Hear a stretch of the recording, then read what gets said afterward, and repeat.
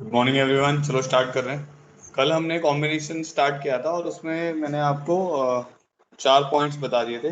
पहला पॉइंट था कि number of ways of selecting r distinct articles from n distinct articles, तो वो एनसीआर के बराबर होता है। ठीक है।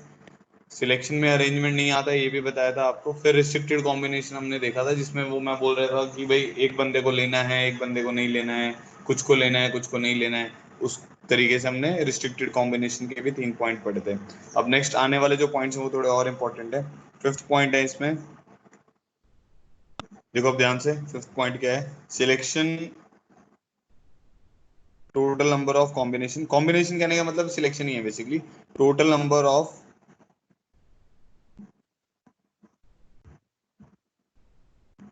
combinations of and different things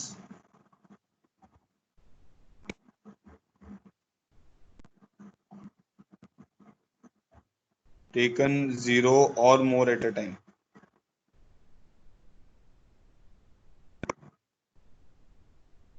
ठीक है, तो ये जो स्टेटमेंट्स हैं ना, इनको याद नहीं करना है, इनको समझने की कोशिश करनी है, क्योंकि अगर हम याद करेंगे तो इसके सुपरसेट भी बन सकते हैं ना, इससे और भी बहुत सारे प्रॉब्लम इससे जनरेट किए जा सकते हैं। तो फिर हम क्वेश्चंस को कर नहीं पाएंगे। तो हमें क्या करना है, हमें समझना है कि भाई चल क्या रहा है। ठीक है। अब देखो इसने क्या बोला है, एन डिफरेंट चीजें हैं, उनमें से मेरे को क्या करना है, जीरो और मोर को सिलेक्ट करना है। ठीक है। जीरो और मोर करने का क्या मतलब हो गया कि भाई जीरो भी सिलेक्ट हो सकता है, वन भी सिलेक्ट हो सकता है, टू भी सिलेक्ट हो सकता है, थ्री भी सिलेक्ट हो सकता है, और टोटल ऐसे करते करते एन भी सिलेक्ट हो सकते हैं। ठीक है। So total number of combination जैसे वर्ड आता है, इसका मतलब है सिलेक्ट करना। ठीक है। तो total number of combination of,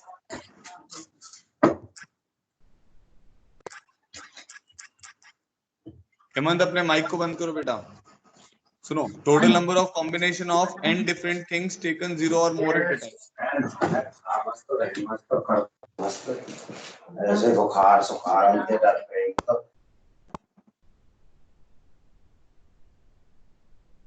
चलो देखो दोबारा से। टोटल नंबर ऑफ कॉम्बिनेशन का मतलब क्या हो गया, सिलेक्शन। ठीक है। तो total number of selection of n different things taken zero or more at a time. तो अब zero or more at a time लेना है, तो क्या करेंगे? एनसी जीरो कहने का क्या मतलब हो गया, मैंने किसी को भी सिलेक्ट नहीं किया, जीरो को सिलेक्ट किया। एक ऑब्जेक्ट को सिलेक्ट कर लिया, दो ऑब्जेक्ट को सिलेक्ट कर लिया, तीन ऑब्जेक्ट को सिलेक्ट कर लिया। ठीक है। ऐसे करते करते एन माइनस वन ऑब्जेक्ट को सिलेक्ट कर लिया, एन ऑब्जेक्ट को सिलेक्ट कर दिया। ठीक है। तो ये वाली वैल्यू इसके बराबर है number of ways of selecting zero or more objects out of n different objects. तो एन डिफरेंट चीजों में से जीरो और मोर को सिलेक्ट करने के कितने वेज हो गए? एनसी जीरो, या तो आप जीरो को सिलेक्ट करोगे, और क्या कर सकते हो, एनसी वन कर सकते हो, या एनसी टू कर सकते हो, एनसी थ्री कर सकते हो। ये साइमल्टेनियसली नहीं हो पाएंगे, मल्टीप्लाई नहीं होंगे, ऐड होंगे। क्योंकि जब आप जीरो को सिलेक्ट कर रहे हो तो बाकी सब थोड़ी कर पाओगे। जब आपने एक ही ऑब्जेक्ट सिलेक्ट किया है तो दो ऑब्जेक्ट कैसे सिलेक्ट करोगे, है ना? तो केसेस बनेंगे, या तो जीरो ऑब्जेक्ट सिलेक्ट होगा, या एक ऑब्जेक्ट सिलेक्ट होगा, या दो ऑब्जेक्ट सिलेक्ट होंगे। ऐसे करते करते एन ऑब्जेक्ट सिलेक्ट होंगे। तो ये वाली वैल्यू किसके बराबर आएगी? टू की पावर एन के बराबर आएगी, आप ऑलरेडी जानते हैं। ठीक है। नेक्स्ट देखते हैं। Total number of combination of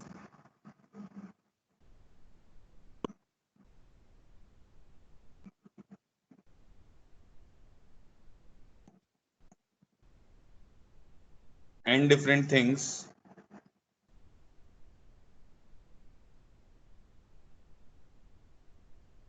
taken one or more at a time.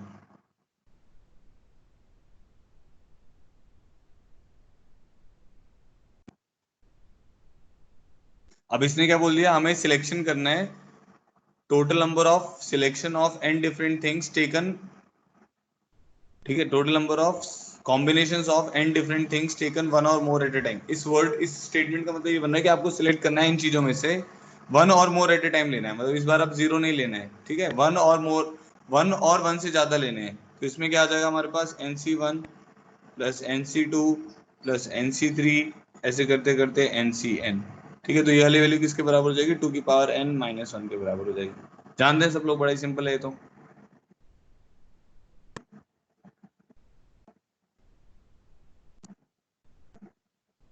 ठीक है। क्लियर हुआ यहाँ तक? कोई दिक्कत तो नहीं है किसी को भी? बताओ मुझे। जो भी अभी मैंने ये दो स्टेटमेंट बताई, क्लियर है सबको? ठीक है। सेवेंथ स्टेटमेंट पे आते हैं अब। इसको ना हम इन दोनों को हम उससे भी कर सकते हैं, चलो मैं वो भी बताता हूँ। फंडामेंटल प्रिंसिपल से भी कर सकते हैं। जैसे अगर मैं बोल रहा हूँ कि मेरे पास n ऑब्जेक्ट है, तो यहाँ पे लिखता हूँ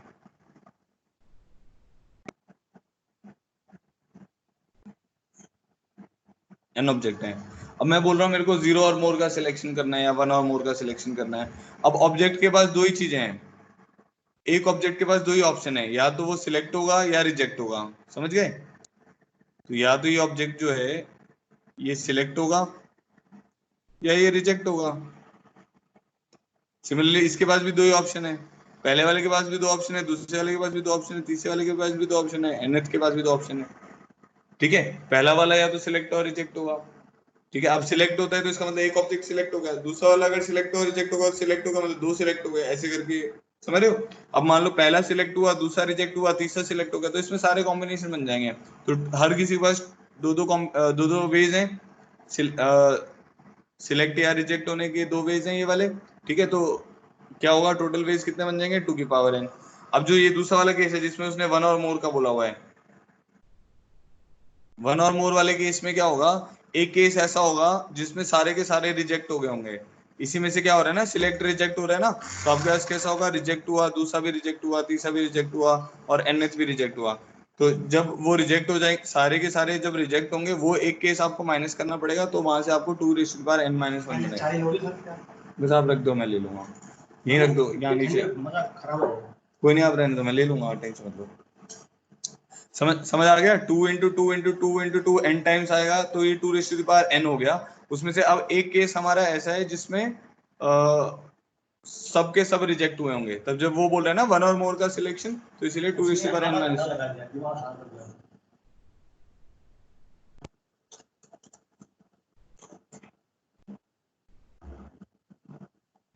ठीक है, क्लियर हो गया सबको?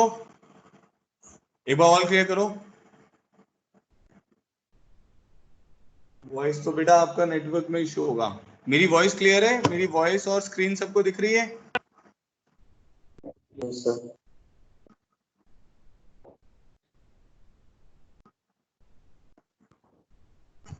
Yes sir.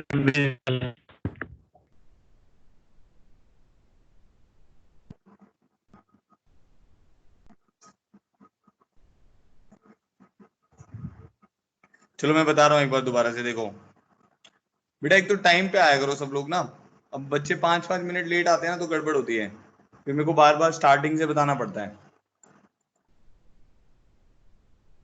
देखो सुनो, सबसे पहले हमने पढ़ा total number of combination of n different things taken 0 और मोर एट अ टाइम। तो मेरे को n डिफरेंट, इसका मतलब क्या है स्टेटमेंट का, टोटल नंबर ऑफ कॉम्बिनेशन मतलब total number of selections of n different things taken 0 eight a time. 0 और मोर एट अ टाइम करने का क्या मतलब है, या तो आपने 0 सिलेक्ट किया, या 1 सिलेक्ट किया, या 2 सिलेक्ट किया, या n सिलेक्ट किया। इजी वे यही है, इसलिए आपको सबसे पहले यही बताया, nc0 + nc1 + nc2 so on to ncn, ये 2 की पावर n के बराबर होता है। अगर मैं बोलूंगा 1 और मोर एट अ टाइम, अब मेरे को कम से कम एक का सिलेक्शन करना है, तो 0 सिलेक्ट नहीं होगा। तो इस केस में अब मेरे पास क्या आ जाएगा, nc1 nc2 nc3 so on to ncn। तो ये किसके बराबर बनेगा, 2 की पावर n-1 के बराबर बन जाएगा ना, क्योंकि इसमें nc0 नहीं है। समझ रहे हो सब लोग? अब दूसरा तरीका जो मैंने जैसे हम फंडामेंटल प्रिंसिपल ऑफ काउंटिंग में सोचते थे, उस तरीके से अगर सोचें तो एक ऑब्जेक्ट के पास अब दो ऑप्शन है, या तो वो सिलेक्ट होगा या रिजेक्ट होगा। ठीक है, दूसरे ऑब्जेक्ट के पास भी क्या है, दो ऑप्शन है, या तो वो सिलेक्ट होगा या रिजेक्ट होगा। थर्ड के पास भी क्या है, सिलेक्ट होगा रिजेक्ट होगा। तो सबके पास दो दो ऑप्शन है। तो अगर हम सारे ऑप्शन कंसिडर करेंगे तो 2n आएगा। अगर हम बोलेंगे कि भाई वो वाले केसेस हटा दो जिसमें 0 सिलेक्शन है, तो 0 सिलेक्शन वो वाला केस होगा जिसमें सारे के सारे रिजेक्ट हुए होंगे। ठीक है, इसीलिए उसका आंसर क्या आएगा, 2n-1 आ जाएगा।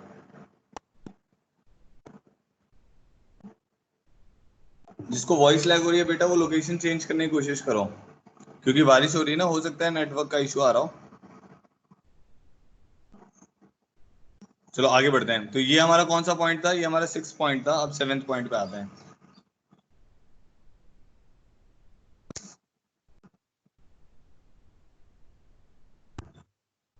अच्छा, अभी मैं सिलेक्शन किस में से कर रहा था, अब ध्यान से सुनना जो मैं बोल रहा हूँ। अभी हम सिलेक्शन कर रहे थे डिस्टिंक्ट चीजों में से। ठीक है, अभी हम सिलेक्शन किस में से कर रहे थे, डिस्टिंक्ट चीजों में से। अब हम सिलेक्शन करेंगे आइडेंटिकल चीजों में से। ठीक है, तो अभी ये जो 7th पॉइंट है, ये है सिलेक्शन फ्रॉम आइडेंटिकल ऑब्जेक्ट्स। तो मान लो अगर मैं बोलता हूँ मेरे पास, फॉर एग्जांपल ले रहा हूँ मैं पहले, मान लो मेरे पास 5 एप्पल्स हैं, 5 एप्पल्स हैं विच आर आइडेंटिकल, ठीक है, सुनना ध्यान से भाई सब लोग। 5 एप्पल्स हैं विच आर आइडेंटिकल। तो अब मुझे बताओ 5 आइडेंटिकल एप्पल में से एक एप्पल या 2 एप्पल या 3 एप्पल को सिलेक्ट करने के कितने वेज हैं? 5 आइडेंटिकल एप्पल में से 2 एप्पल को सिलेक्ट करने के कितने वेज हैं, ये बताओ चलो।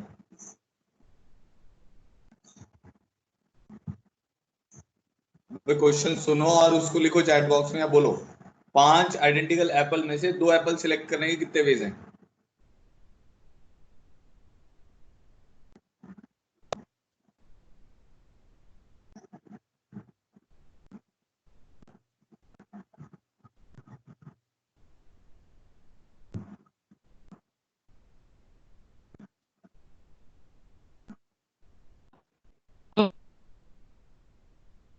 फाइव सी टू नहीं होगा? 5 एप्पल्स में से 2 एप्पल को सिलेक्ट करने के कितने वेज हैं? 5C2 नहीं होना चाहिए?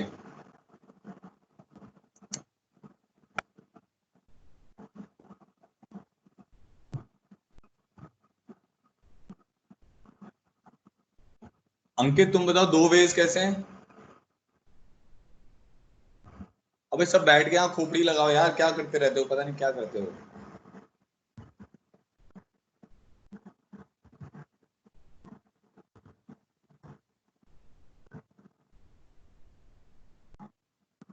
देखो सुनो, अब आप मान लो आपके पास 5 एप्पल हैं, ये सारे एक जैसे दिखने में हैं, ठीक है, तूने 2 सिलेक्ट करने हैं। तो अगर तुम 5C2 कहते हो, उसका क्या मतलब होता है कि आपने इन पांचों को अलग माना हुआ है। तो 5C2 में क्या होगा, ये दोनों सिलेक्ट हो जाएं, ये एक वे हो गया, ठीक है, ये दोनों सिलेक्ट हो जाएंगे, ये दूसरा वे हो जाएगा, ये दोनों सिलेक्ट हो जाएंगे, ये थर्ड वे हो जाएगा, ये दोनों सिलेक्ट हो जाएंगे, फोर्थ वे हो जाएगा। ऐसे 10 वे बनते हैं ना। अब ये दोनों सिलेक्ट होंगे, फिफ्थ वे, सिक्स्थ वे, सेवंथ वे, एट्थ वे, नाइन्थ वे, 10th वे, ऐसे करके। अब तुम ये बताओ कि जब ये दोनों सिलेक्ट हुए या ये दोनों सिलेक्ट हुए तो कुछ डिफरेंस दिख रहा है तुम्हें? अबे दोनों आइडेंटिकल ही हैं। अब जब उसने क्वेश्चन में आइडेंटिकल बोल दिया तो आपको इस बात पे लड़ाई नहीं करनी है कि सर मैंने तो 2 एप्पल आइडेंटिकल होते हुए देखे नहीं, वो तो थोड़े डिफरेंट होते हैं, कुछ ना कुछ तो उसमें डिफरेंट होगा। समझिए, ऐसा नहीं उसमें करना है। जब उसने आइडेंटिकल बोल दिया तो आपको उसको आइडेंटिकल ही मानना है। तो अब जब आइडेंटिकल मान लिया हमने, तो आप ये दोनों पहले 2 को सिलेक्ट करो या दूसरे 2 को सिलेक्ट करो, एक ही तो बात है। तो इसके जो 10 रेज हैं वो 10 नहीं रहेंगे, अब वो क्या रहेंगे, एक ही भी हो जाएगा।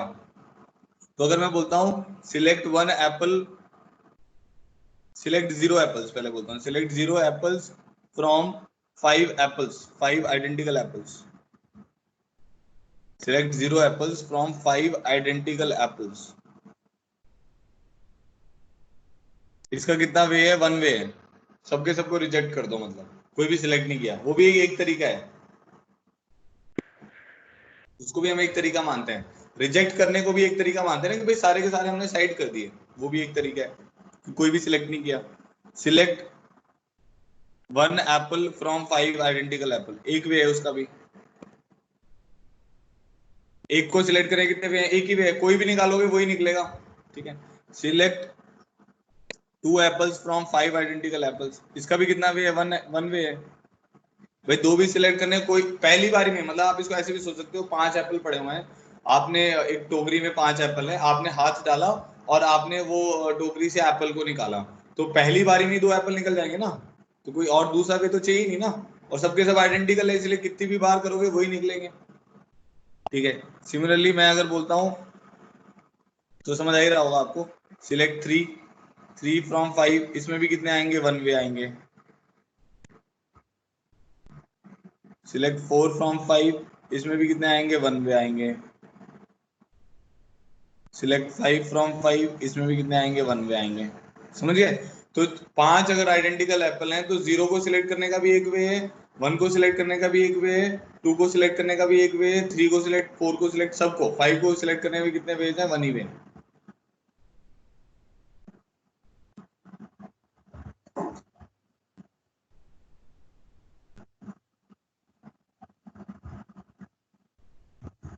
ठीक है, चलो अब मैं आपको बताता हूँ कि भाई हमें करना क्या है। अब इसका आंसर बताना है आपको। Number of veg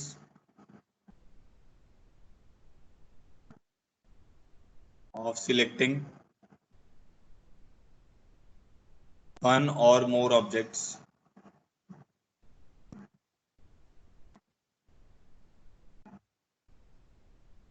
from P identical objects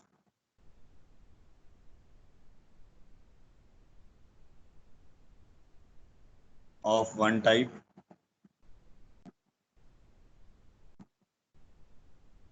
Q identical objects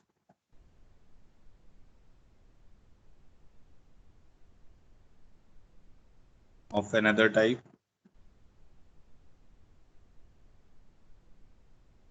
R identical objects of third type and n distinct things।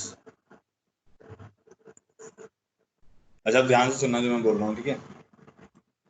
अब मेरे पास इसमें, अब मेरे को ये जो हमारा सेवेंथ स्टेटमेंट है उसमें मैंने आपको ये बोला है कि मेरे पास ना P तो आइडेंटिकल ऑब्जेक्ट है, जैसे हमने 5 आइडेंटिकल ऑरेंज मान लिए या 6 आइडेंटिकल एप्पल्स मान लिए, 7 आइडेंटिकल मैंगो मान लिए, ऐसे करके हम मान रहे हैं, ठीक है। तो P आइडेंटिकल ऑब्जेक्ट हैं जो एक टाइप के हैं, Q आइडेंटिकल ऑब्जेक्ट हैं वो दूसरी टाइप के हैं, R आइडेंटिकल ऑब्जेक्ट हैं जो थर्ड टाइप के हैं, ठीक है, और n डिस्टिंक्ट ऑब्जेक्ट हैं। अब हमें क्या करना है, selection number of selection of one or more object, ठीक है। अब एक चीज देखना, अगर 5 एप्पल हैं उनमें से 0 और मोर के सिलेक्शन के टोटल वेज कितने हो गए, 6 वेज हैं, समझ आया।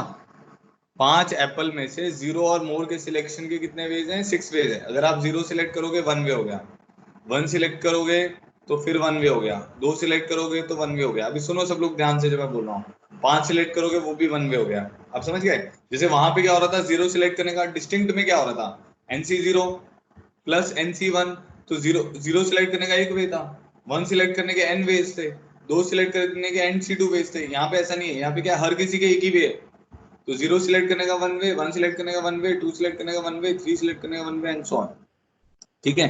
तो अब मेरे पास P आइडेंटिकल ऑब्जेक्ट हैं, तो मैंने क्या किया, सिलेक्ट किया 0 और मोर, 0 और मोर सिलेक्शन ऑफ, ऐसे लिखना पड़ेगा, सिलेक्शन ऑफ 0 और मोर, सिलेक्टिंग, ऐसे लिख देता हूँ, सिलेक्टिंग 0 और more from P identical objects. तो ये किसके बराबर होगा, ये P+1 के बराबर होगा। समझ आ रहा है P+1 कैसे होगा, P+1 क्यों होगा, क्योंकि भाई जब आप 5 में से सिलेक्ट कर रहे थे तो 6 वेज आए थे, 0 और मोर ले रहे थे क्योंकि आप, ठीक है। सिमिलरली सिलेक्टिंग 0 और more from Q identical objects, उसमें कितना आएगा, Q+1। ऐसे ही सिलेक्टिंग 0 और more from R identical objects, उसमें कितना आ जाएगा, R+1 आ जाएगा, ठीक है। अब सिलेक्टिंग 0 और more from n distinct objects, उसका आप जानते हो 2n होता है, ठीक है। तो 0 और मोर के सिलेक्शंस क्या होंगे, 0 और मोर के सिलेक्शन आप क्या समझेंगे, P+1 Q+1, so number of ways of selection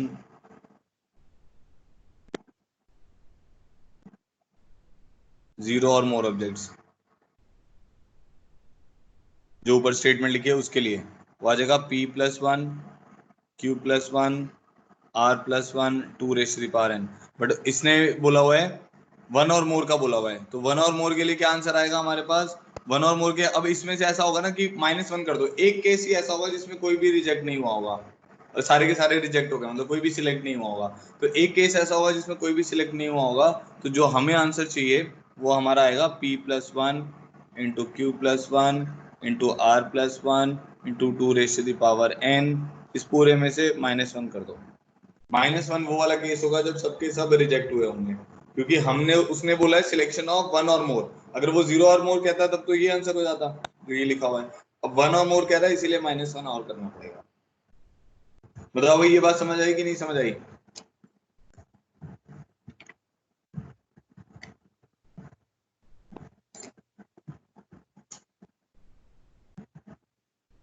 में बताना।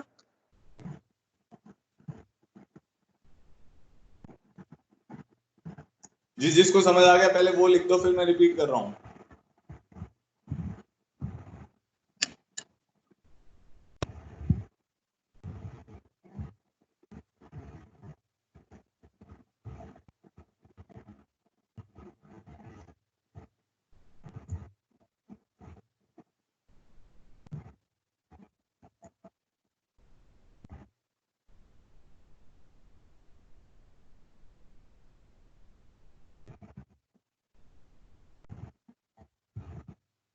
देखो मैंने आपको अभी ये बताया था, सबसे पहले इसलिए मैंने एप्पल का एग्जांपल लिया था। मान लो मेरे पास 5 एप्पल हैं, ठीक है, वो आइडेंटिकल हैं।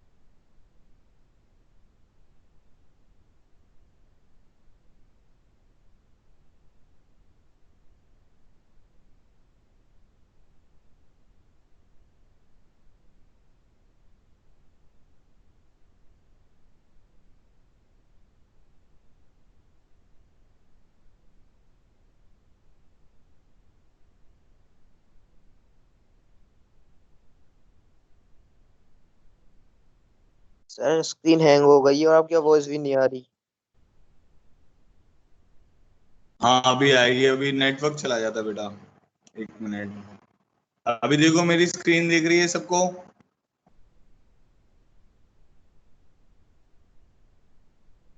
Yes sir.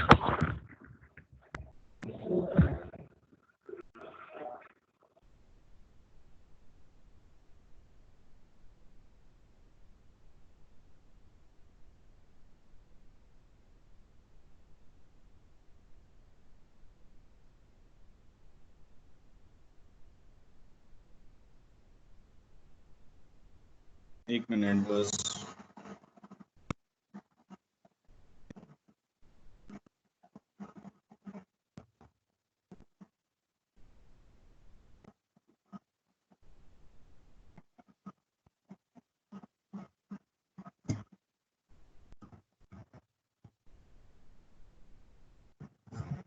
अब सबको आ गया होगा स्क्रीन? एक बार चैट बॉक्स में लिखो।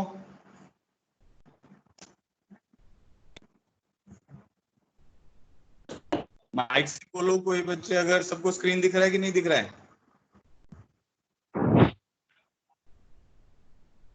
कुछ का यस आ रहा है और कुछ का नो आ रहा है। अभी आ जाएगा, थोड़ी देर में आ जाएगा, सबको आ जाएगा। हाँ ठीक है, ऑलमोस्ट सबको आ गया। ठीक है, जिसको नई स्क्रीन दिख रहा है ना, मेरी वॉइस आ रही होगी, एक 2 मिनट में आ जाएगा। वो नेटवर्क का थोड़ा सा इशू हो गया था। ठीक है चलो, अभी देखो, अब दोबारा से सुनो मैं क्या कह रहा था। देखो मैंने आपको एप्पल का जो एग्जाम्पल बताया, अब ये चीज समझो जो सिंपल सी है कि अगर हमारे पास आइडेंटिकल चीजें होंगी ना, मतलब 10 आइडेंटिकल चीजें हैं, तो उसमें से एक चीज को सिलेक्ट करने का 1 वे, 2 को सिलेक्ट करने का 1 वे, 3 को सिलेक्ट करने का 1 वे, 10 को सिलेक्ट करने का भी 1 वे है। ठीक है, तो 0 और मोर बोलूंगा तो इसका क्या मतलब है? या तो 0 होगा, या 1 होगा, या 2 होगा, तो वो टोटल 11 बन जाएंगे। 5 एप्पल हैं, 0 और मोर के सिलेक्शन के बेस 6 बन जाएंगे। 6 एप्पल हैं, 0 और मोर के सिलेक्शन के बेस कितने बन जाएंगे? 7 बन जाएंगे। 1 और मोर के सिलेक्शन के बेस, अगर मैं बोलता 5 में 1 और मोर, तो ये वाला नहीं लेते फिर हम, तो उस केस में फिर कितना बनता? 5 बनता। समझ गए? तो अब p आइडेंटिकल चीजें हैं, इसमें से 0 और मोर के कितने वेज बनेंगे? p+1। q आइडेंटिकल चीजें हैं, इसमें 0 और मोर के कितने वेज बनेंगे? q+1। r में से कितने बनेंगे 0 और मोर के वेज? r+1। n डिस्टिंक्ट में से कितने बनेंगे? 2n। ठीक है, तो क्या बन जाएगा? p+1 q+1 r+1 into 2n। But इसमें अब एक केस ऐसा होगा जिसमें कोई भी सिलेक्ट नहीं हुआ होगा, क्योंकि हमें कम से कम एक तो चाहिए ना, या तो पहली टाइप में से आ जाए, दूसरी में से आ जाए, तीसरी में से आ जाए, या इन n में से आ जाए। इसीलिए वो क्या आएगा? -1 करना पड़ेगा। ये वो वाला केस है जिसमें, क्योंकि आपके सब में 0 0 0 वाले केस है ना, कि भाई पहले मैंने 0 लिया, दूसरे में भी कोई भी सिलेक्ट नहीं किया, थर्ड में कोई भी सिलेक्ट नहीं किया, और फोर्थ में कोई भी सिलेक्ट नहीं किया, तो वो वाला केस हमने इसमें माइनस कर दिया। ठीक है। तो अब थोड़ा सा ये ध्यान रखना, अब हम उस नेक्स्ट स्टेज में जा रहे हैं जहां पे आपको इस चीज का ध्यान रखना पड़ेगा कि भाई मेरे पास जो टर्म्स हैं, जो ऑब्जेक्ट्स दिए हुए हैं या थिंग्स दिए हुए हैं या टर्म्स दिए हुए हैं या अल्फाबेट्स दिए हुए हैं, वो आइडेंटिकल तो नहीं है, उनमें से सिलेक्शन थोड़ा सा डिफरेंट होगा। ठीक है, अब एक एग्जांपल करते हैं।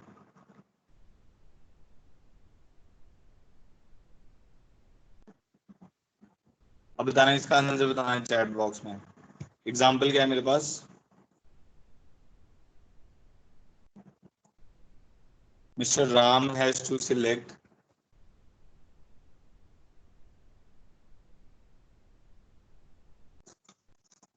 one or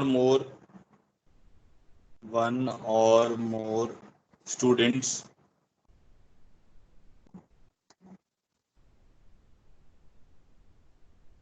from 10 students for a project. How many ways he can make this selection? In how many ways he can make this selection? बड़ा इजी है।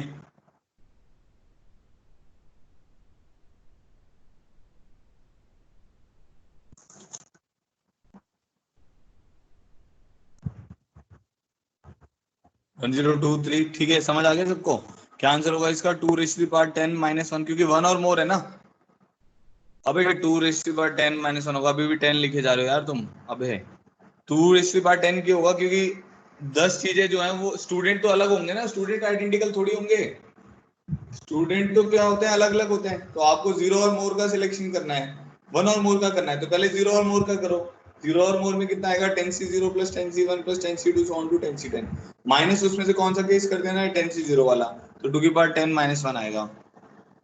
नेक्स्ट एग्जांपल देखो। In how many ways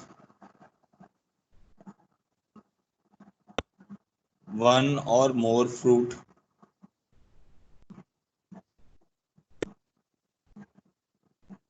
can be selected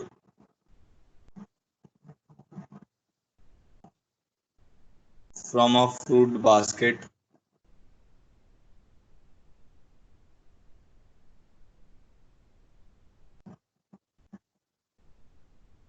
that has 4 identical apples,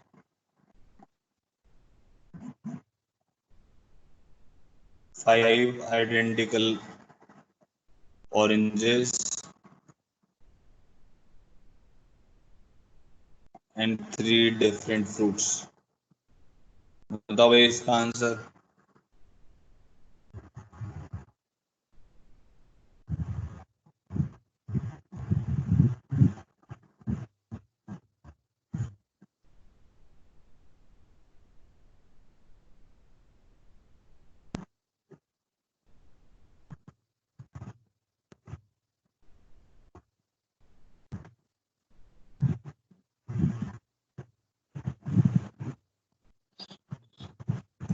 हाँ, क्योंकि one or मोर बोला हुआ है तो आपके नंबर ऑफ वेज क्या आ जाएंगे देखो। Fruit basket that has 4 identical apples, तो 4 आइडेंटिकल एप्पल में से जीरो और मोर का सिलेक्शन 5 वेज से, 5 आइडेंटिकल ऑरेंजेस में से 6 वेज से। इसका कितना आ जाएगा? डिफरेंट फ्रूट है तो 2⁻3 -1 करना पड़ेगा जब कोई भी सिलेक्ट नहीं हुआ, तो ये आ जाएगा 240, 30 × 8 -1, तो क्या आंसर आ जाएगा? 239। सो 239 इज द आंसर।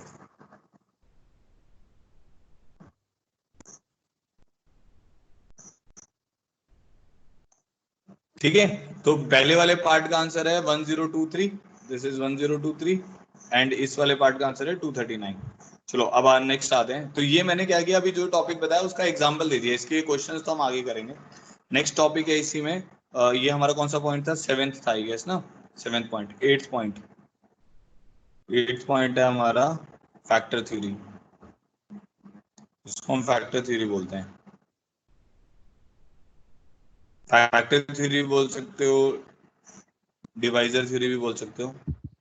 तो हमें नंबर ऑफ डिवाइजर्स वगैरह निकालने होते हैं इसमें ना, नंबर ऑफ फैक्टर्स निकालने होते हैं किसी भी एक टर्म के।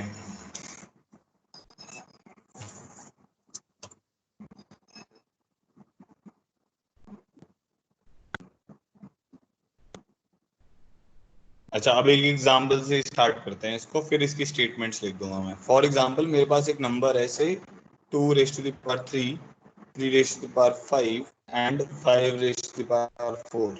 ठीक है, ये एक नंबर है। अब मेरे को क्या करना है, ये निकालना है कि इसके कितने फैक्टर बन सकते हैं। ठीक है, तो एक सिंपल एग्जांपल लेते हैं इसमें, तो फिर थोड़ा सा आपको मुश्किल आएगी करने में ना। तो एक सिंपल से एग्जांपल लेते हैं, इससे 36 ले लेते हैं।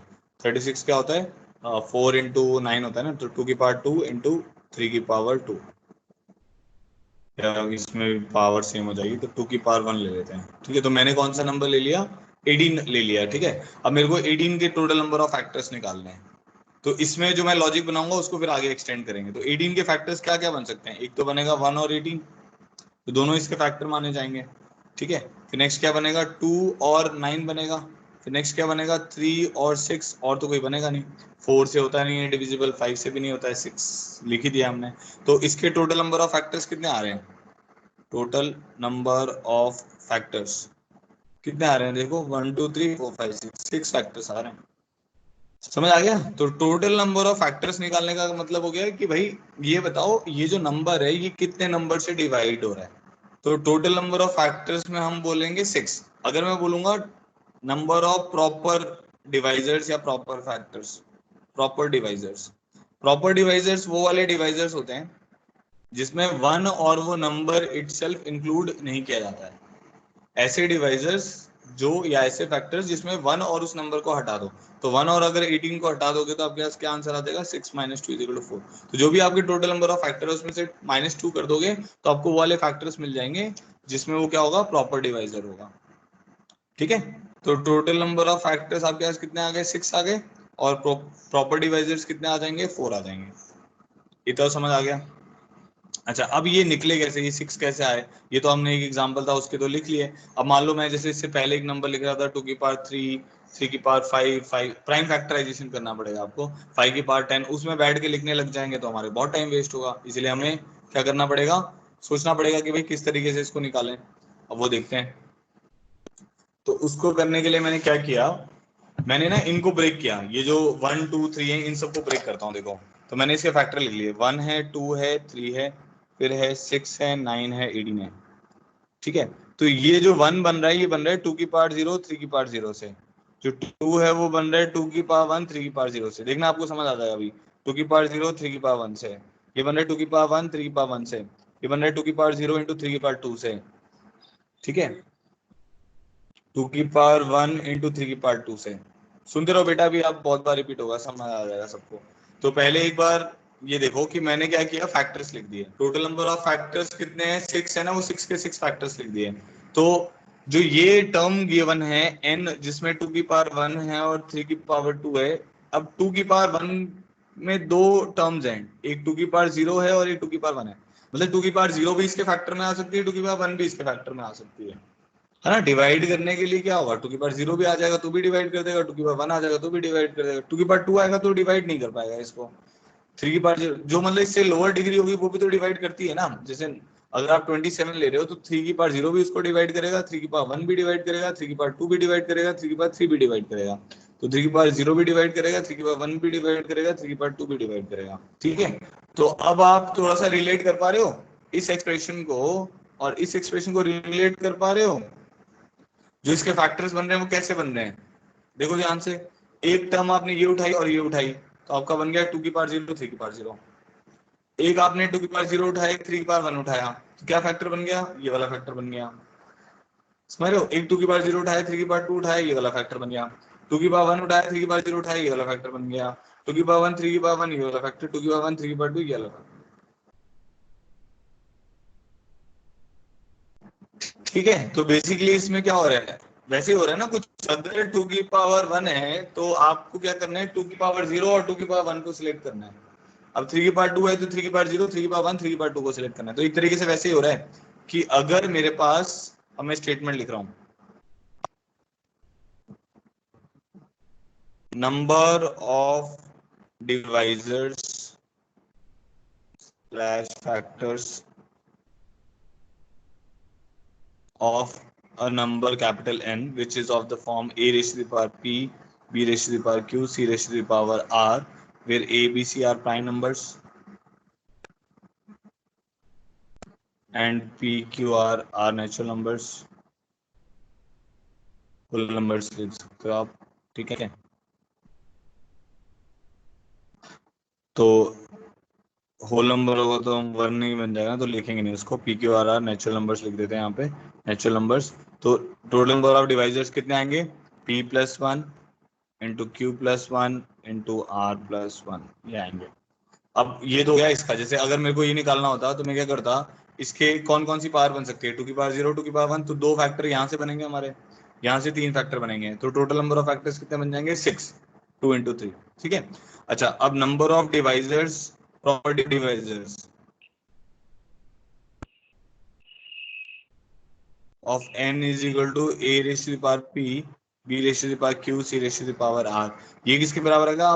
प्रॉपर डिवाइजर कौन से डिवाइजर होते हैं, ऐसे डिवाइजर जिसमें वन और नंबर इटसेल्फ को इंक्लूड ना किया जाए।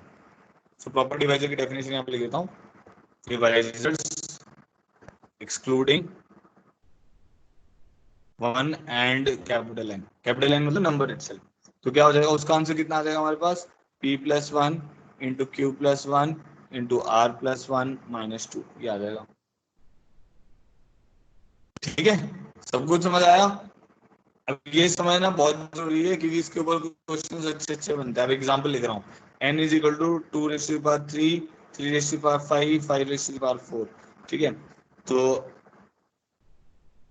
नंबर ऑफ फैक्टर्स पहले निकालते हैं, नंबर ऑफ फैक्टर्स।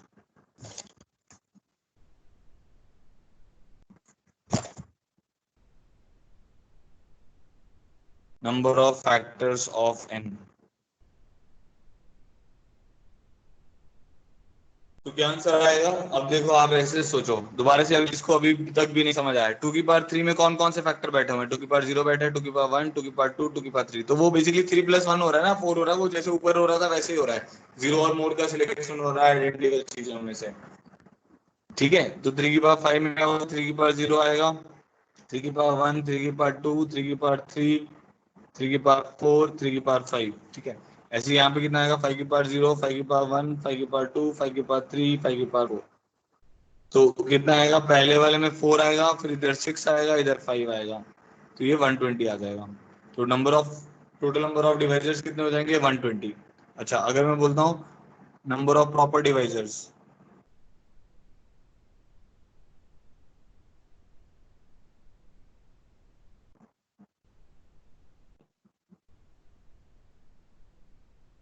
तो number of proper divisors of capital n कितने हो जाएंगे, 120 माइनस टू, तो ये कितना हो जाएगा, 118। अब ये सी पार्ट बताना, देखते हैं कौन बताता है। नंबर ऑफ डिवाइजर्स, अब जब मैंने प्रॉपर नहीं लिखा हुआ है तो उसमें आपको सारे डिवाइजर लेके चलने हैं, ठीक है। जब मैं प्रॉपर लिखूंगा तो वन और एन को हटाना है, तो number of divisors which are even, number of even divisors लिख देते हैं। अब ये बताओ क्या होगा, number of even divisors of n, इसके हमें इवन डिवाइजर निकालने हैं।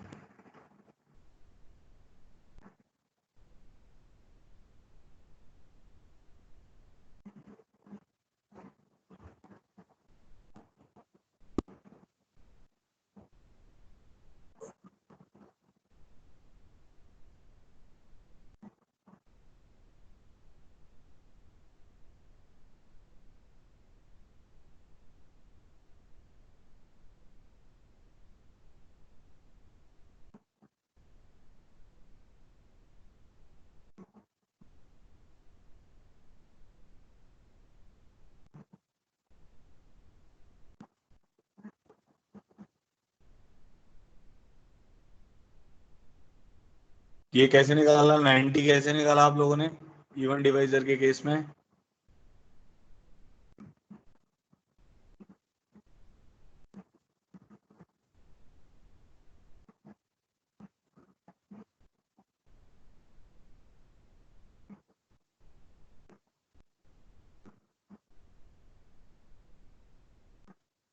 हाँ इसका अच्छा तरीका जो है वो उसको ऐसे सोचो आप कि आपको ना टू की पावर जीरो को इंक्लूड नहीं करना है, क्योंकि अगर आप टू की पावर, देखो इवन के लिए क्या होगा, कम से कम टू की वन पावर आनी चाहिए, टू की पावर वन आनी चाहिए, टू की पावर टू आ सकती है, टू की पावर थ्री आ सकती है, ठीक है। तो अगर आप टू की पावर जीरो को इंक्लूड कर लोगे तो वो ऑड दे देगा हमें, ठीक है। अब जैसे मान लो अगर वो ऑड कहता ऑड निकालो, तो ऑड में क्या करना था, 2 की पावर्स को नहीं इंक्लूड करना था, तो बट 2 की पावर 0 तो इंक्लूड होगा ना, तो 2 की पावर 0 इंक्लूड हो सकता है, बट 2 की पावर 1, 2 की पावर 2, 2 की पावर 3 इंक्लूड नहीं होगा।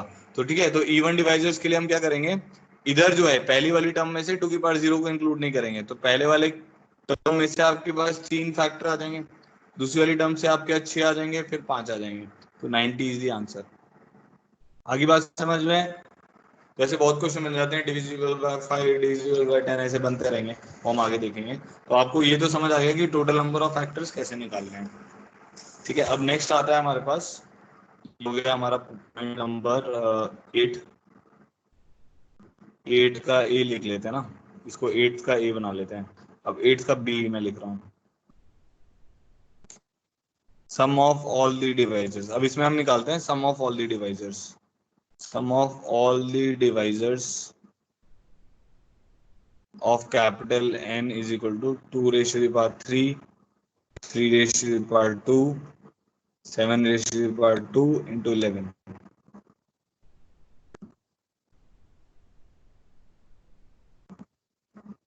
ठीक है, तो मेरे को क्या करना है, सम ऑफ ऑल द डिवाइजर्स निकालना है। तो सेम वही करता हूँ, पहले मैं ना एक काम करता हूँ, वो सिंपल 18 का ही निकाल के दिखाता हूँ आपको। तो 2 इंटू 3 की पावर 2, इसके सबका सम निकाल के देखते हैं अपन। ठीक है, तो अब आपको पता है कि इसके क्या क्या फैक्टर आए थे। इसकी टर्म में आया था 2 की पावर 0, 2 की पावर 1, ध्यान से देखना बेटा सब लोग, 3 की पावर 0, 3 की पावर 1, 3 की पावर 2। अब देखना आप, मैं आपको पैटर्न बता रहा हूँ क्या बनेगा। ठीक है, तो एक नंबर ले लिया हमने 18, वो उसके जितने भी फैक्टर्स आ रहे हैं उनका हम सम निकालेंगे। तो इसके फैक्टर कौन कौन से आ रहे थे, 2 की पावर 0, 3 की पावर 0, 2 की पावर 0, 3 की पावर 1, 2 की पावर 0, 3 की पावर 2। ठीक है, प्लस 2 की पावर 1, 3 की पावर 0, 2 की पावर 1, 3 की पावर 1, 2 की पावर 1, 3 की पावर 2। तो अगर आप ध्यान से देखोगे तो जो सम है हमारे पास, सम ऑफ ऑल दी फैक्टर्स, इसमें से 2 की पावर 0 कॉमन आ रहा है, वहां से 2 की पावर 1 कॉमन आ रहा है, और दोनों बैक साइड में 3 की पावर 0, 3 की पावर 1, 3 की पावर 2 कॉमन आ जाएगा। तो ध्यान से समझ आ रहा है क्या बन रहा है ये, इसके फैक्टर्स का सम इनटू इसके फैक्टर्स का सम आपको सबके फैक्टर्स का सम दे देगा। देखने पे क्लियर हो रहा है, क्योंकि 2 की पावर 0, 3 की पावर 0, इसमें से क्या होगा, 2 की पावर 0 कॉमन आएगा, तो जो बचा हुआ फैक्टर है वो ऐसे कॉमन निकल जाएंगे। अब ऐसे भी सोचो, इसके टर्म्स क्या है, 2 की पावर 0, 2 की पावर 1, 3 की पावर 0, 3 की पावर 1, 3, इन दोनों को ऐसे लिख के देखो, ऐड करके मल्टीप्लाई करोगे तो एक फैक्टर क्या बनेगा, 2 की पावर 0, 3 की पावर 0, प्लस 2 की पावर 0, 3 की पावर 1, प्लस 2 की पावर 0, 3 की पावर 2, ऐसे करके सारे फैक्टर जो होंगे वो आ जाएंगे। तो अगर मैं अब आपको बोलता हूँ sum of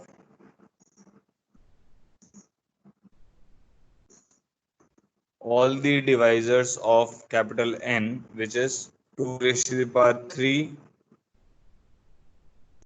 3 raised to the power 2, 7 raised to the power 2 into 11। अभी सारे प्राइम फैक्टर होने चाहिए, ऐसा नहीं होना चाहिए 4 की पावर लिख दी उसने, तो आपको 2 सारे प्राइम नंबर्स रखने हैं जो बेस में होंगे। ठीक है, तो इसके sum of all the divisors क्या होगा, इसका sum of all the divisors हमारे पास क्या आ जाएगा, sum of all the divisors of n if n is equal to this. ठीक है, तो इसमें क्या आ जाएगा, जो सम आएगा वो आएगा 2 की पावर 0, 2 की पावर 1, 2 की पावर 2, 2 की पावर 3 इंटू 3 की पावर 0, 3 की पावर 1, 3 की पावर 2 इंटू 7 की पावर 0, 7 की पावर 1, 7 की पावर 2 इंटू 11 की पावर 0, 11 की पावर 1। ठीक है, तो ये इसका आंसर आएगा। हम वो इंडिविजुअल जीपीज बन जाएंगी और इसको आप सॉल्व कर सकते हो। अभी बस हम इतना ही छोड़ रहे हैं। अगर वो बोलता है सम ऑफ प्रॉपर डिवाइजर्स,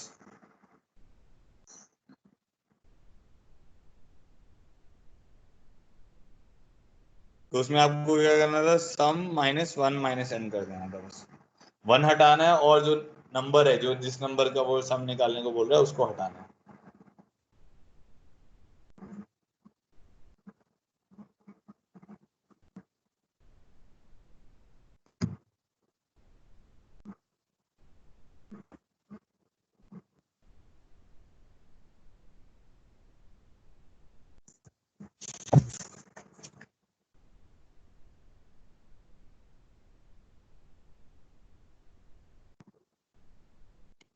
इतने समझ आ गया सबको?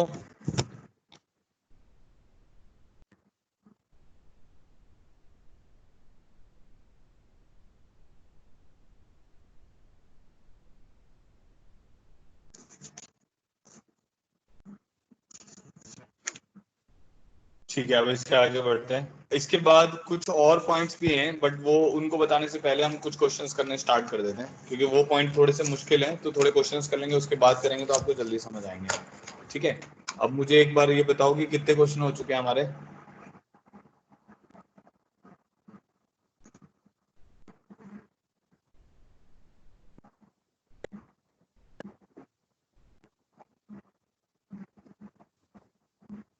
फोर्टी सिक्स हो चुके हैं, ठीक है।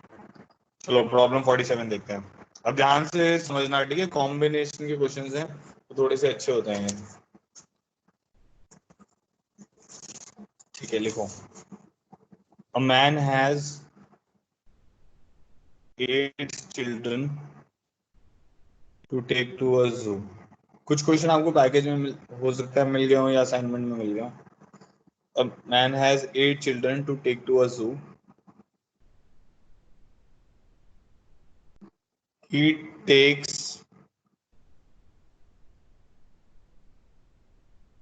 3 of them at a time to the zoo as often as he can, without taking the same 3 children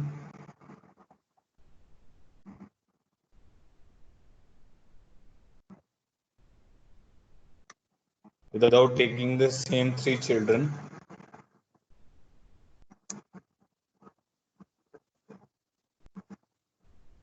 together more than once.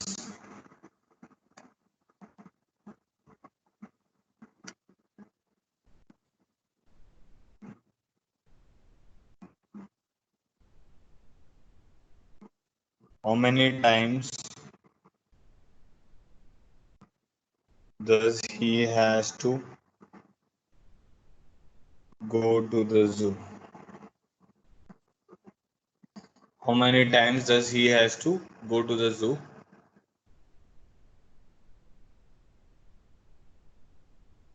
How many times a particular child will go to the zoo?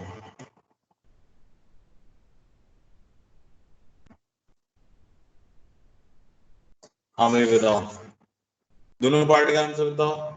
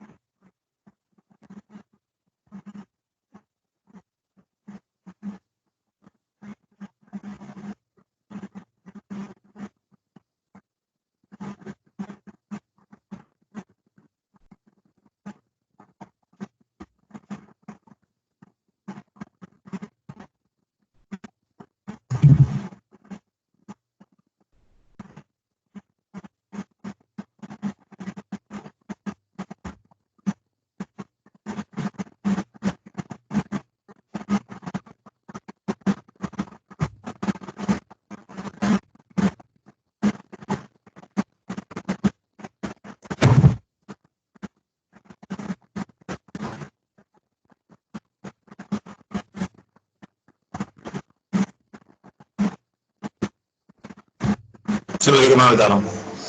A man has 8 children to take to a zoo. He takes 3 of them at a time to the zoo as often as he can without taking the same 3 children together more than once. इसका क्या मतलब हुआ?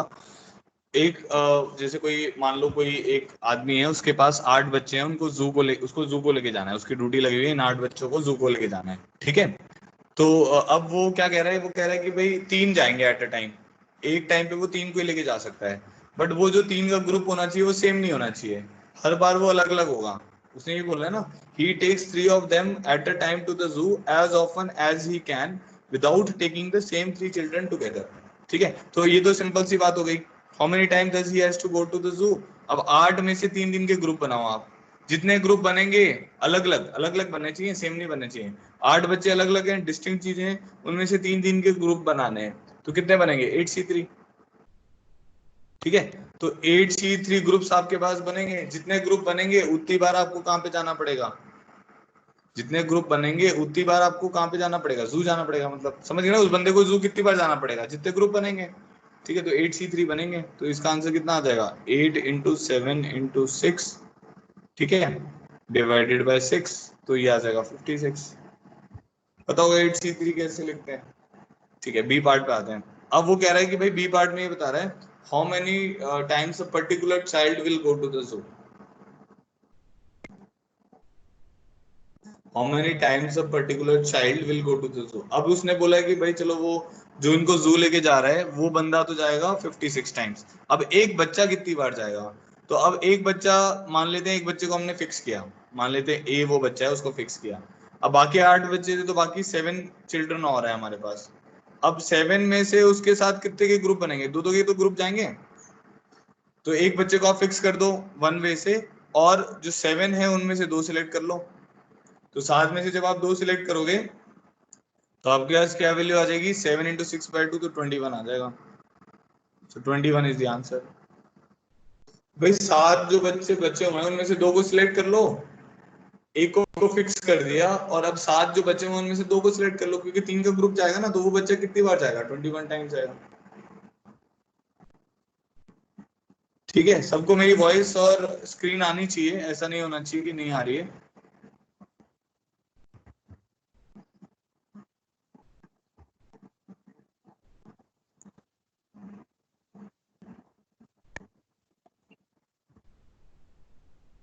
ये clear हो गया, अब all clear कर दो। सबको समझ आ गया कि नहीं समझ आया।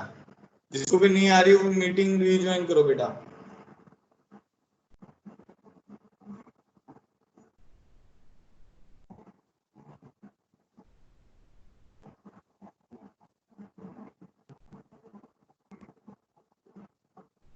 देखो, अब ऐसे मानो कि 8 बच्चे हैं, उनको हमें जू लेके जाना है। ठीक है, तो अगर 8 बच्चों को जू के लेके जाना है 3 के ग्रुप में, तो कितने ग्रुप बनेंगे 8C3। बड़ी सिंपल सी तो बात है।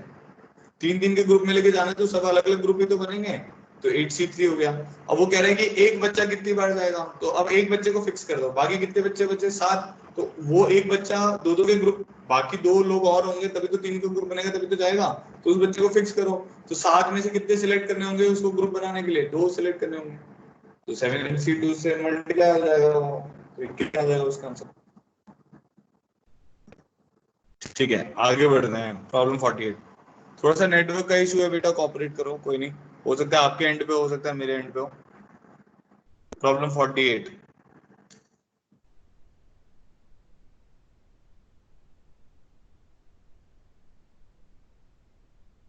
On a New Year day,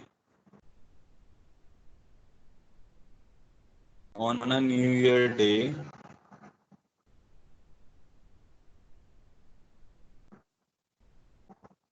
every student of a class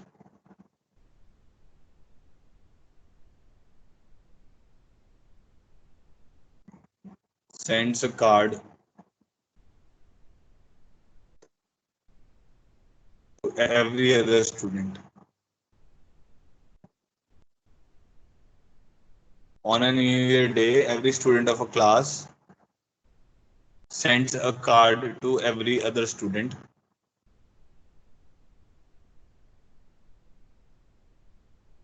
The postman delivers 600 cards.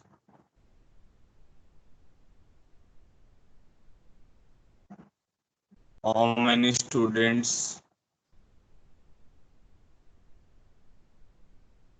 are there in class?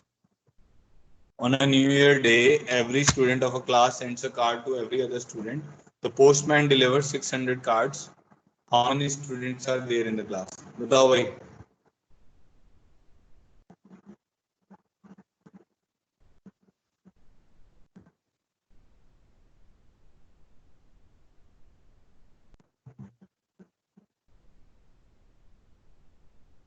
Sir, voice is lagging.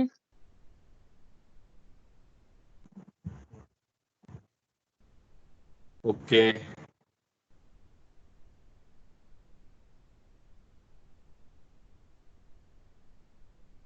चलो इस क्वेश्चन को देखो आप अभी ठीक हो जाएगा बेटा मैंने नेटवर्क चेंज किया है on a new year day every student of a class sends a card to every other student उस कह रहा है कि भाई न्यू ईयर पे हर एक बच्चा अपनी क्लास का दूसरे बच्चे को क्या कर रहा है कार्ड सेंड कर रहा है तो पोस्टमैन ने कितने कार्ड डिलीवर किए 600 कार्ड डिलीवर किए तो how many students are there in the class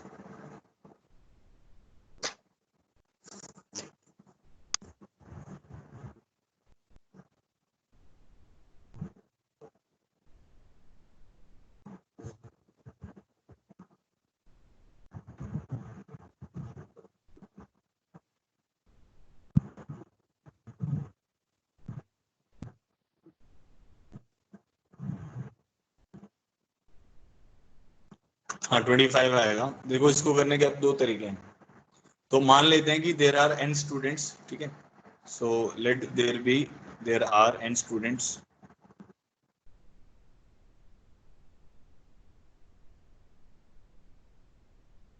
अब एन स्टूडेंट्स हैं तो हम क्या बोल सकते हैं कि NC2 दो दो के ग्रुप बनेंगे अब हर एक बच्चा दूसरे बच्चे को कार्ड सेंड कर रहा है तो हमने क्या किया ये लिखा हुआ है ना every student of a class send a card to every other student तो मेरे को किसी और को भेजना है उसको किसी और को भेजना है तो सबके ग्रुप बनेंगे तो कितने मैं हर एक किसी को भेजूंगा तो इसका मतलब हो गया कि एक बच्चा दूसरे बच्चे को भेजेगा ही भेजेगा फिर उसका दो दो का ग्रुप बनेगा उन दोनों के बीच में कार्ड स्वैप होंगे तो हम बोलेंगे NC2 × 2 क्योंकि आपने n में से दो का ग्रुप बना लिया अब उन दो के ग्रुप में क्या हुआ कितने कार्ड एक्सचेंज हुए दो कार्ड एक्सचेंज हुए होंगे भाई मैंने एक बच्चे को भेजा उस बच्चे ने फिर मुझे भेजा तो ये दो कार्ड स्वैप हो गए तो ये किसके बराबर दिया हुआ है 600 दो का ग्रुप बनाया उन दो बच्चों के बीच में कितने कार्ड स्वैप हुए दो कार्ड स्वैप हुए ठीक है तो ये टोटल कार्ड दे देगा आपको तो NC2 × 2 विल गिव अस 600 तो ये आ जाएगा n × n-1 = 600 ठीक है तो आप इसको ऐसे दो कंसेक्यूटिव नंबर में अगर ब्रेक करोगे तो ये 25 × 24 आ जाएगा क्योंकि देखने में समझ आ रहा है 25 × 24 इज 600 ओनली 25 × 20 इज 500 तो 4 और ऐड कर दोगे तो 100 और ऐड हो जाएगा तो n इसमें जो छोटी वैल्यू है n-1 वो 24 हो जाएगी तो n 25 हो जाएगा तो इससे ही आंसर आ जाएगा डायरेक्ट ठीक है आप एक ऐसे भी सोच सकते हो आप ऐसे भी सोच सकते हो कि एक बच्चे को कितने बच्चों को कार्ड भेजने हैं n-1 को एक बच्चा कितने बच्चों को कार्ड भेजेगा टोटल n अगर हैं तो n-1 को दूसरा बच्चा भी कितने बच्चों को कार्ड भेजेगा n-1 को तीसरा बच्चा भी कितने बच्चों को कार्ड भेजेगा n-1 को nth बच्चा भी कितने बच्चों को कार्ड भेजेगा n-1 को तो टोटल कार्ड कितने हो गए n × n-1 ये 600 के बराबर होने चाहिए तो आप इससे भी सोच सकते हो सेम ही आंसर आएगा क्लियर हो गया होगा सबको ठीक है आगे बढ़ते हैं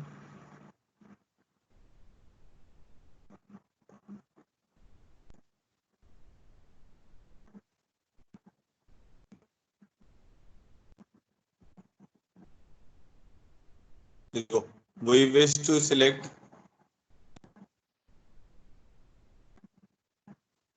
we wish to select 6 persons from 8 persons we wish to select 6 persons from 8 persons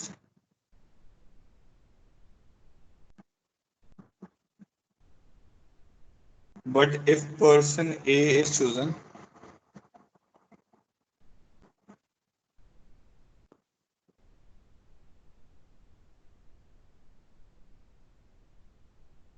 then B must be chosen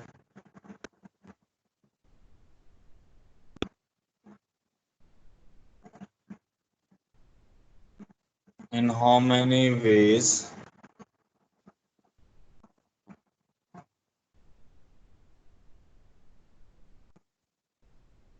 can the selection be made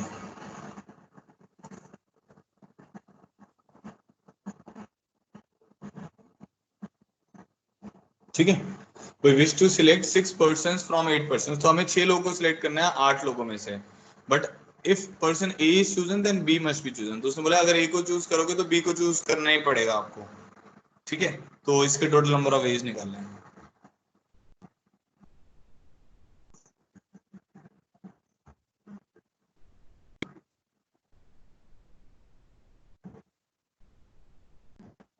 बताओ भाई क्या आंसर होगा इसका।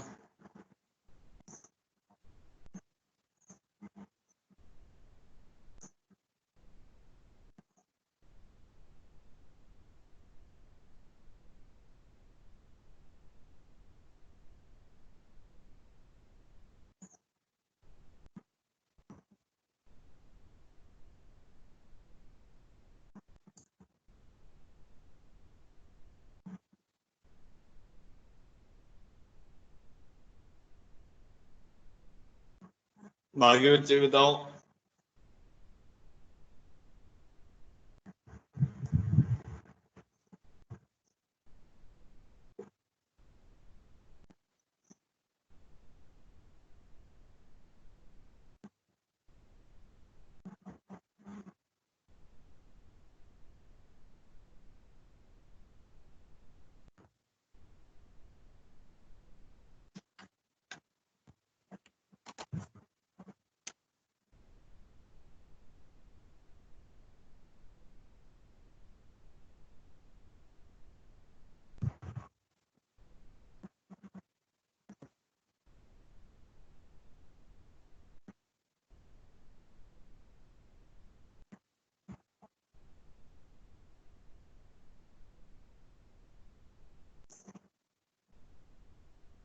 देखो क्या है, अब इसमें ना दो केस बनाओ। जब ए सिलेक्ट होगा तो बी को तो सिलेक्ट करना ही पड़ेगा, और जब ए सिलेक्ट नहीं होगा तो बी सिलेक्ट हो या बी नहीं सिलेक्ट हो हमें कोई भी फर्क नहीं पड़ेगा।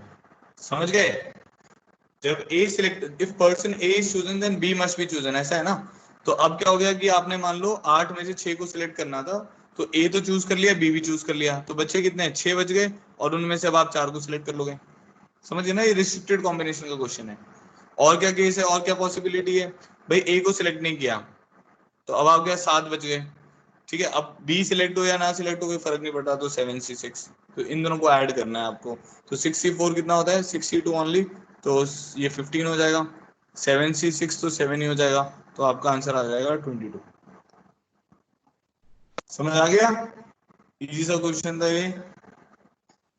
जब ए सिलेक्ट होगा तो बी को सिलेक्ट होना ही पड़ेगा, बट जब ए सिलेक्ट नहीं होगा तो बी हो या ना हो हमें फर्क नहीं पड़ेगा।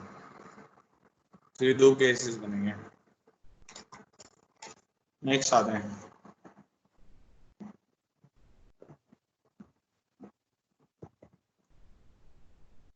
इन a city no two persons have, ये लो क्वेश्चन देखो।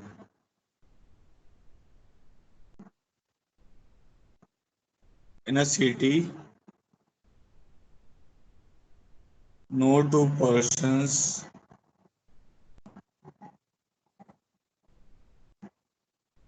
have identical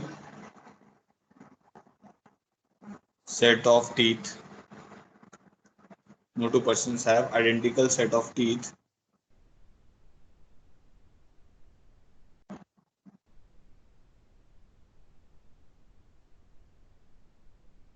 and there is no person without a tooth.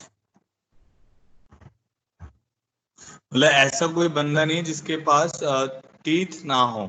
इसका मतलब, कहने का ये मतलब है कि एक सिटी में दो बंदों के पास आइडेंटिकल सेट ऑफ टीथ नहीं है, और ऐसा भी कोई बंदा नहीं है जिसके पास कोई भी टीथ ना हो। मतलब कम से कम एक टीथ हर बंदे के पास है उस सिटी में, कम से कम एक से ज्यादा भी हो सकते हैं। Also no person has, also no person has more than 32 teeth. If we disregard the shape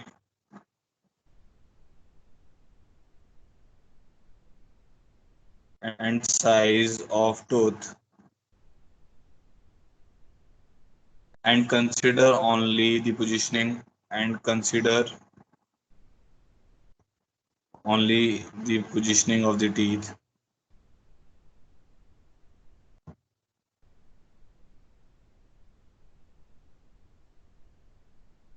Maximum population of the city is.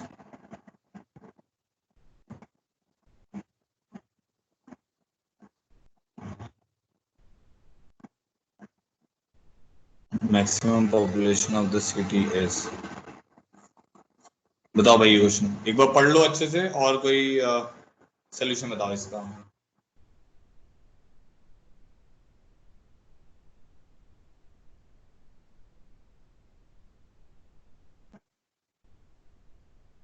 In a city, no two persons have identical set of teeth. ठीक है. And there is no person without a tooth.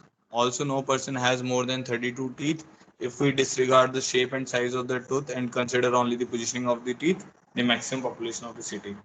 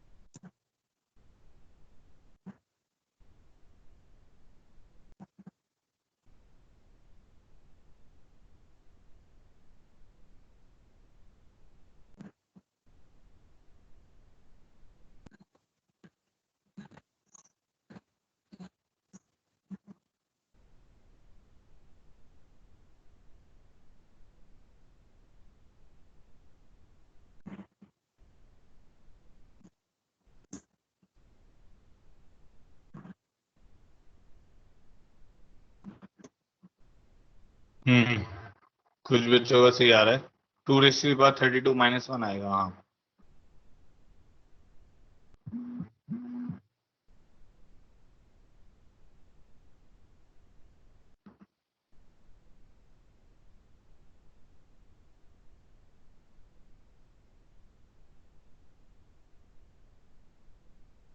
देखो अब इसमें ऐसा करना है.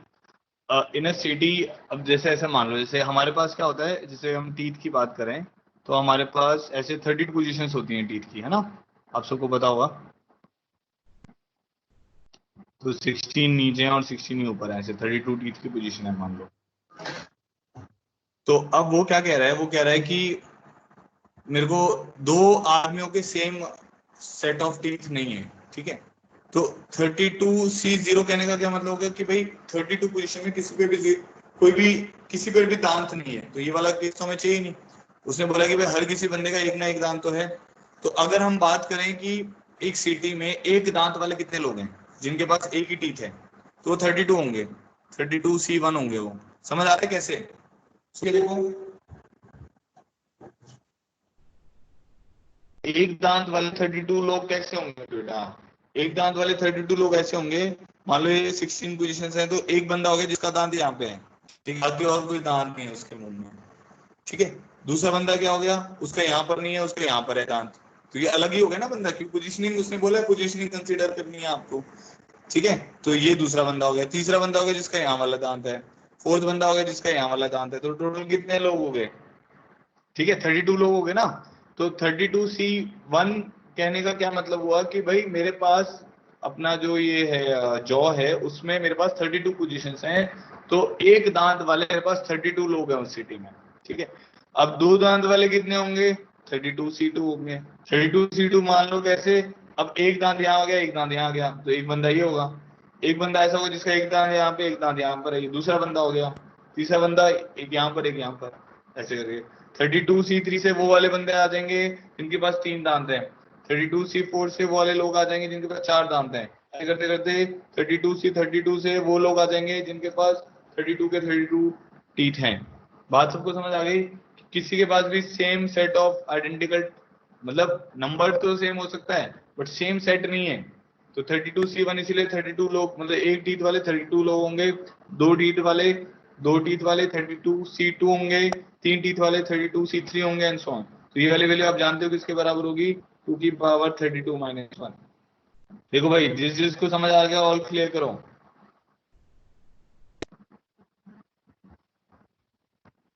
किसी को नहीं समझ आया वो भी लिखो चैट बॉक्स में।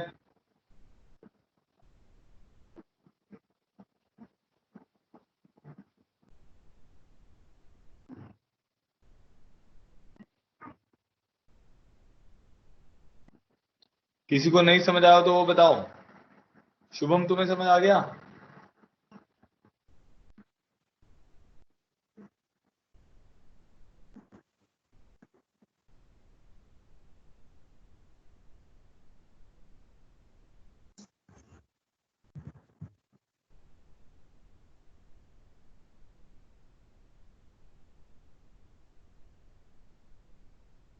ठीक है, नेक्स्ट देखो। नेक्स्ट भी सेम इसी टाइप का क्वेश्चन है।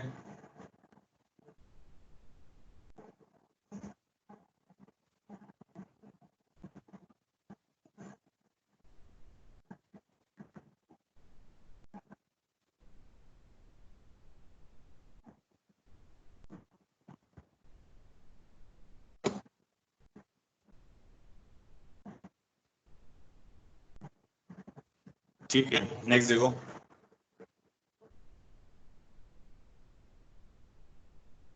इन अ room there are 12 bulbs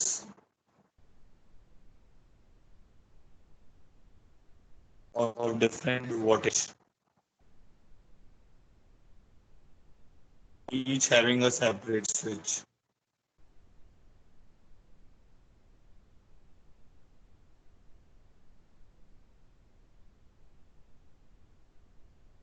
Each having a separate switch. The number of ways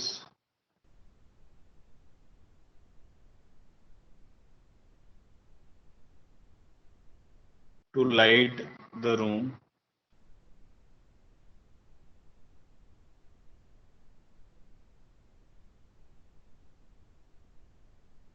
with different amount of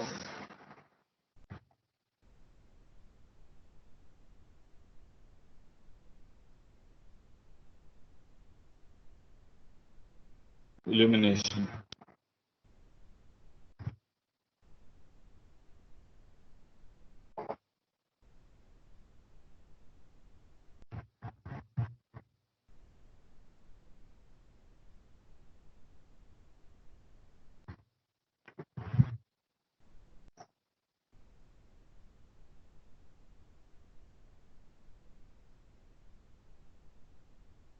क्या आंसर होगा बताओ भाई सब लोग।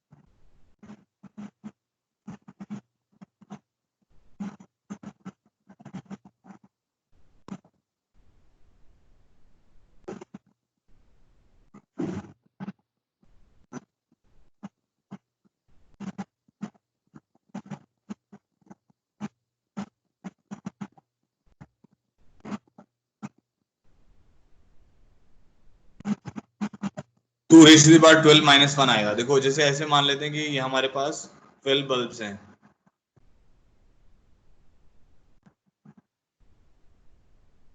12 बल्ब्स हैं, ठीक है, सबकी वोल्टेज अलग अलग है। तो जब ये बल्ब अकेला जलेगा तो अलग इल्यूमिनेशन होगा, ये बल्ब अकेला जलेगा तो अलग इल्यूमिनेशन होगा, तो उसमें हो जाएगा 12C1। अगर आप कोई भी बल्ब नहीं जलाओगे तो इल्यूमिनेशन नहीं होगा। इल्यूमिनेशन का मतलब होता है उजाला, ठीक है, समझ रहे हो सब लोग। तो अगर आप कोई भी बल्ब नहीं जलाओगे तो कोई इल्यूमिनेशन नहीं होगा। अच्छा, आप 12C2 से अलग अलग होंगे, मतलब ये दोनों जलेंगे तो अलग इल्यूमिनेशन होगा, अलग उजाला होगा, ये दोनों जलेंगे तो अलग होगा, क्योंकि भाई वोल्टेज अलग अलग है। मान लो एक 9 वोल्ट का है, एक 15 वोल्ट का है, तो दो 9 मतलब एक 9 का और 15 का चलाओगे तो अलग होगा, एक 9 और 20 का चलाओगे तो अलग होगा, ठीक है। ऐसे ही 12C3 पे अलग इल्यूमिनेशन होंगे, 12C12 पे अलग इल्यूमिनेशन होगा। तो ये वाली वैल्यू किसके बराबर आ जाएगी, 2 की पावर 12 माइनस 1 के बराबर आ जाएगी। This is the answer. सबको समझ आया? ठीक है, तो कल इसी के आगे कंटिन्यू करेंगे सुबह वाली क्लास में। इवनिंग वाली क्लास में मैं कल मेरी इवनिंग में भी क्लास होती है, तो उसमें मैं रिवीजन कराऊंगा बायनोमियल थ्योरम का। तो जिसको, क्योंकि नए बच्चों ने वो नहीं किया हुआ है, तो पीएनसी का तो रिवीजन कराने की जरूरत नहीं है। आज तक जो पढ़ाया है उतना ही आएगा पीएनसी में, ठीक है। कल जो पढ़ाऊंगा वो नहीं आएगा। तो कॉम्बिनेशन की जो बेसिक चीजें हैं वही आएंगी। तो जो आज तक पढ़ाया है वो मान लेते हैं टेस्ट में आएगा। नेक्स्ट आपकी जो कल सुबह वाली क्लास है उसमें हम पीएनसी को ही कंटिन्यू करेंगे। इवनिंग वाली क्लास में हम रिवीजन करेंगे बायनोमियल थ्योरम का, ठीक है। स्टिल अगर आपके डाउट, मैंने पीडीएफ डाला हुआ है ग्रुप में, तो उसको जरूर देख लो। अब ऐसे मेरे को डाउट बार बार वही बच्चे भेजे जा रहे हैं, जो कल मेरे को भेजा वो मैंने ऑलरेडी सॉल्व कर रखा है, तो उसमें मेरा टाइम वेस्ट होगा। तो आप क्या करें कि भाई एक बार उस पीडीएफ को देख लें, स्टिल आपके डाउट है वो मुझे भेज दें, मैं इवनिंग तक उसको भी अपलोड कर दूंगा, ठीक है। चलो, thank you so much for joining in, have a good day. कल मिलते हैं। तो कल शाम वाली क्लास में हम बायनोमियल का रिवीजन करेंगे।